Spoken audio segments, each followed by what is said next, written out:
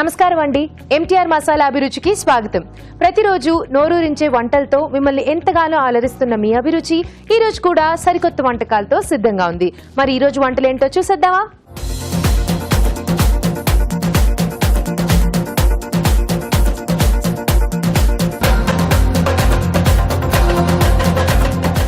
మన first segment గుమగుమల్లో రాజుగారు ఏ వంట చేయబోతున్నారో చూసేద్దామా?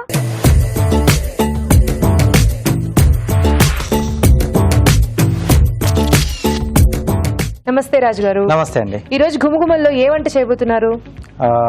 కాజు అలాగే baby onion masala. Wow, so I think బాగా రిచ్ గా ఉండబోతోందేమో కదా. అంటే మనం కాజు యూజ్ చేస్తున్నాం కదా, కొంచెం పైగా మసాలా కర్రీ కాబట్టి మనకి డెఫినెట్లీ కొంచెం అన్ని పేస్ట్లు వేస్తేనే బాగుంటుంది. అవునండి. ఓకే రాజుగారు, స్టార్ట్ చేసేద్దామా? ఓకేనండి. కాజు బేబీ ఆనియన్ మసాలా తయారు చేసుకోవడానికి కావాల్సిన పదార్థాలు ఏంటో చూసేద్దాం. కాజు బేబీ ఆనియన్ మసాలా తయారు చేసుకోవడానికి కావాల్సిన పదార్థాలు: చిన్న ఉల్లిపాయలు 1 కప్పు, జీడిపప్పు పేస్ట్ 1/2 కప్పు, మసాలా దినుసులు కొద్దిగా, తరిగిన పచ్చిమిరపకాయలు 2, అల్లం వెల్లుల్లి పేస్ట్ 1 టీ స్పూన్, ఉప్పు తగినంత, కారం తగినంత, పసుపు చిటికెడు, ధనియాల పొడి 1 teaspoon, garam masala 1 teaspoon, కొత్తిమీర కొద్దిగా, పుదీనా కొద్దిగా, తరిగిన టొమాటో 1, నూనె 3 టేబుల్ స్పూన్లు. ఓకే, కావాల్సిన పదార్థాలు చూసాం కదా, రెసిపీ స్టార్ట్ చేసేద్దాం. రాజుగారు, ముందుగా ఏం చేసుకోవాలి? ముందుగా అంటే మనం ఇక్కడ ఉల్లిపాయలతోనే మెయిన్ గా మనం డిష్ చేస్తున్నాం కాబట్టి తరిగిన ఉల్లిపాయ దీంట్లో వాడట్లేదు. సో ఆ ఫ్లేవర్ మనకు ఈ బేబీ ఆనియన్ వల్ల వచ్చేస్తుంది. ఓకే, సో దీంట్లో కొద్దిగా ఆయిల్ అండి.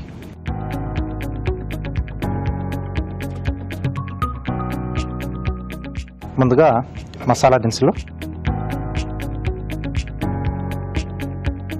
అలాగే పచ్చిమిరపకాయలు, కొద్దిగా అల్లం వెల్లుల్లి పేస్ట్. సో బిర్యానీ ఆకు ఇష్టం ఉంటే వేసుకోవచ్చు, బట్ ఇక్కడ ఏంటంటే మనం కాజు పేస్ట్ వాడుతున్నాం కాబట్టి కొంచెం ఆ ఫ్లేవర్ కూడా తెలియాలి. సో బిర్యానీ ఆకు వేస్తే ఏంటంటే ఘాటు ఎక్కువగా ఉంటుంది. సో ఆ మసాలా ఘాటు కూడా కావాలి అనుకుంటే కొంచెం ఆకు యాడ్ చేసుకోవచ్చు. ఇది కొంచెం వేగిన తర్వాత బేబీ ఆనియన్స్, గ్రేవీకి సరిపడా ఉప్పు, కారం, అలాగే కొద్దిగా పసుపు అండి.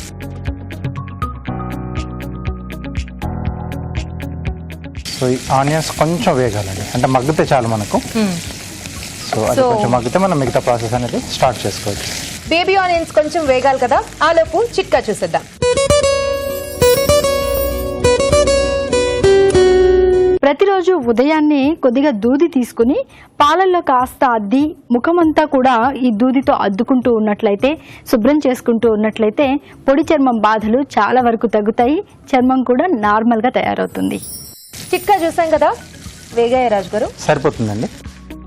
సో దీంట్లో తరిగిన టొమాటో,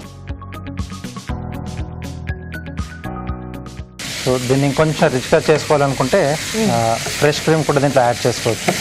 ఓకే, సో ఇక్కడ మనం కొంచెం సింపుల్గానే మరీ ఎక్కువగా ఇచ్చేయకుండా, అంటే కొద్దిమంది హెల్త్ కాన్షియస్ కూడా ఉంటారు కదా. అవును. సో కాబట్టి అది లేకుండా జస్ట్ ఒక జీడిపప్పు పేస్ట్తోనే మనం చేస్తున్నాం. ఓకే, సో కొంచెం టమాటా ముక్కలు మగ్గిన తర్వాత జీడిపప్పు పేస్ట్,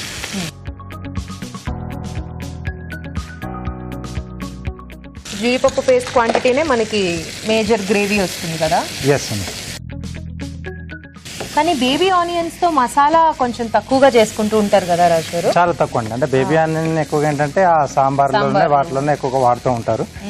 సో అప్పుడప్పుడు కొంచెం ఇలా మసాలా డిష్లు చేసుకుంటూ కూడా బాగుంటుంది. అంటే రెగ్యులర్ వెజిటేబుల్స్ కాకుండా కొంచెం ఇలా డిఫరెంట్గా ఉంటుంది. దీంట్లోనే కొద్దిగా ధనియాల పొడి, కొద్దిగా గరం మసాలా, గరం మసాలా తర్వాత కొద్దిగా పుదీనా అండి. కొద్దిగా వాటర్ ఇస్తారా?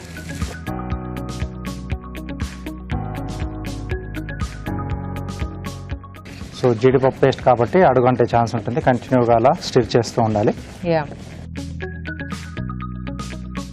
ఓకే, సో ఆల్మోస్ట్ అయిపోవచ్చింది మనకి. సో మంచి గుమగుమలు కూడా వస్తూ ఉన్నాయి. ఎస్. ఓకే అండి, రెడీ.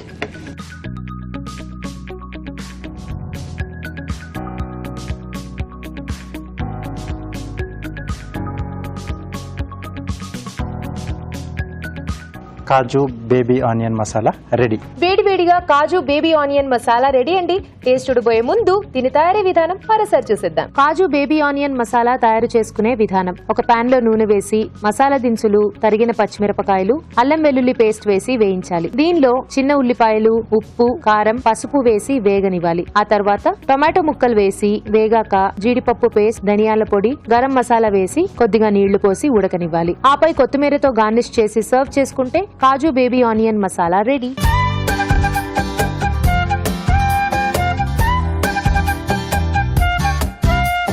కాజు బేబీ ఆనియన్ మసాలా ఎలా ఉందో టేస్ట్ చూసి చెప్తానండి.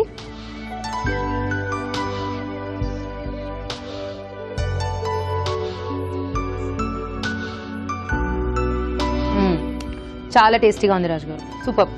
ఎస్ అండి, అంటే ఇక్కడ ఆనియన్ కి ఆ కాజు తాలూకు మొత్తం ఆ ఫ్లేవర్ కూడా పట్టేసింది. అంటే మసాలా కూడా యాడ్ చేసుకున్నాం కదా, ధనియా, గరం మసాలా పొడి, సో అవన్నీ కూడా బాగా పట్టేసి చాలా బాగుంది. యా, అండ్ బేబీ ఆనియన్ కూడా మనకి బాగా సాఫ్ట్ గా ఉంది కాబట్టి కొంచెం వేగిన తర్వాత మసాలాలో ఆనియన్ పలంగా తిన్నా కూడా చాలా టేస్టీగా ఉంది. అవునండి, సూపర్ రాజు గారు, బాగుంది. Thank you.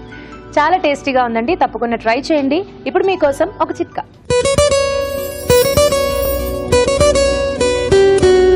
కొంతమందికి జుట్టంతా బాగా పొడి బారిపోయి నిర్జీవంగా కనిపిస్తూ ఉంటుంది. ఇలాంటప్పుడు ఎగ్ వైట్ తీసుకుని జుట్టుకి, కుదుళ్ళకి బాగా అప్లై చేసుకుని ఒక 20 నిమిషాల పాటు అలాగే ఉంచేసి దాని తర్వాత గోరువెచ్చటి నీళ్లతో షాంపూ చేసుకుంటూ ఉండాలి. ఇలా వారానికి ఒకసారి చేస్తూ ఉన్నట్లయితే నిర్జీవంగా ఉన్న జుట్టంతా కూడా మంచి జీవాన్ని సంతరించుకుంటుంది, కాంతివంతంగా తయారవుతుంది.